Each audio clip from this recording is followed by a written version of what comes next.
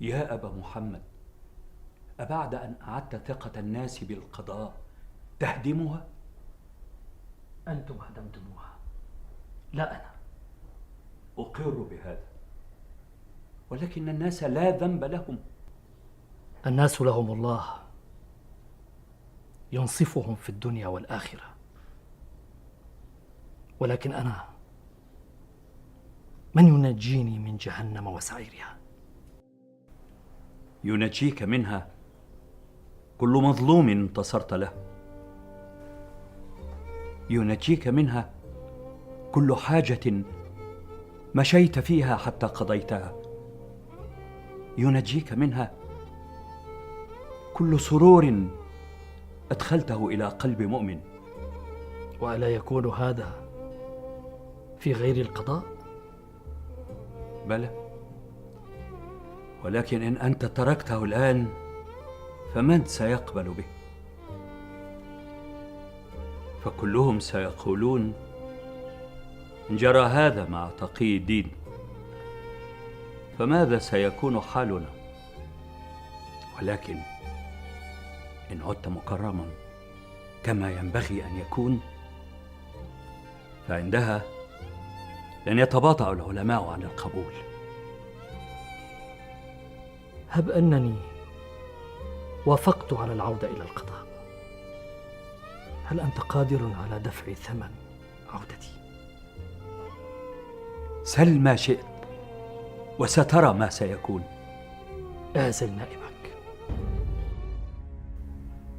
وفتش في جميع أملاكه.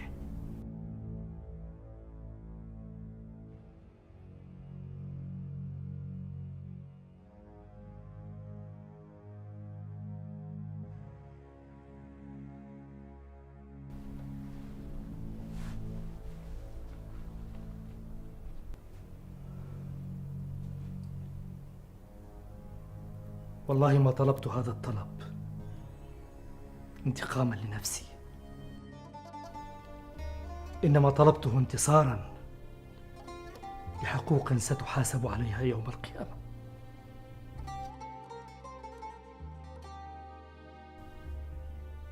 أبا محمد،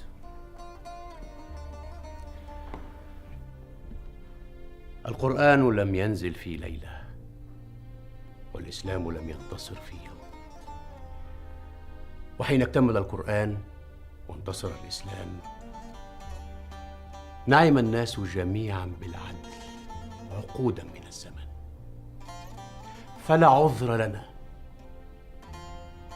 لا عذر لنا إن تركنا البيت المتسخ تعبث فيه الهوام بدلا من أن ننظف ما نحن قادرون على تنظيفه.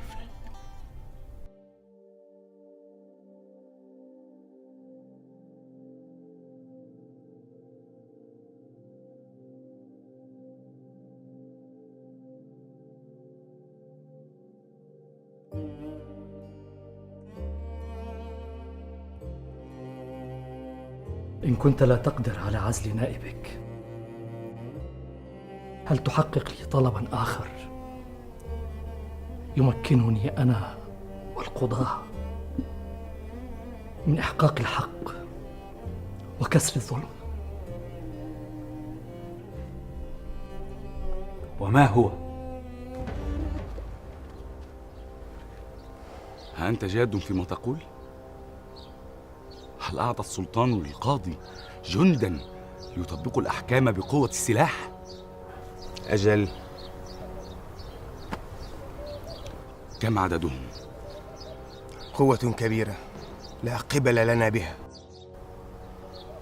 هذا ما لم نحسب له حسابا. وماذا سنفعل الآن؟ لن نفعل أي شيء، فنحن لا نريد أن يغضب السلطان منا حتى ننتهي من أمر هؤلاء الأمراء ونجردهم من قوتهم. بعدها نصفي حساباتنا معهم دفعة واحدة. ردوا يا كبار أيها الخادم! يا حرس! أيها الحرس احموا السلطان!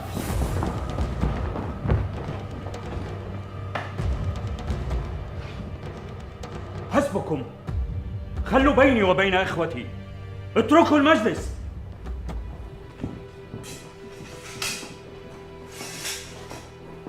يا حسام بن لجين، هل نقضنا عهدنا معك وبدلنا؟ والله ما فعلت. وحين بدلت أنت وحكمت من كتمر على أرواحنا، وقد أخذنا عليك العهد ألا تفعل، هل وجدت منا ما لا يسرك؟ لا، ما فعلت. إن كان كرسي الحكم هو ما يقلقك فقد تركناه لك عن طيب خاطر، وقد كنا قادرين على أخذه. وإذا من كتمر ماذا به؟ لقد أشعلها حربا علينا الواحد تلو الآخر، بدأها بمصادرة الأملاك ثم بالنفي خارج البلاد، والآن واصل حد القتل. ماذا؟ هذا ما حدث. ألديك بينة عليه أم هو الظن؟ وهل من يدس السم يترك خلفه الدلائل؟ فحتى الطباخ وجدناه ميتا. قد يكون مظلوما.